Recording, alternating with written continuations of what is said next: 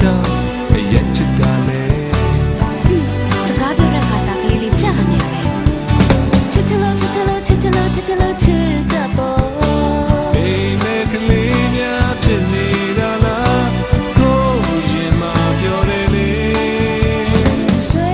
စိတ်ကြည့်လို့အသားလေးနာရင်အိမ်မဲဟိုးဟိုးတီးရမှာပေါ်တကယ်အိမ်မဲကလေးဖြစ်နေရင်တော့မနှိုးချင်တော့ဘူးလေ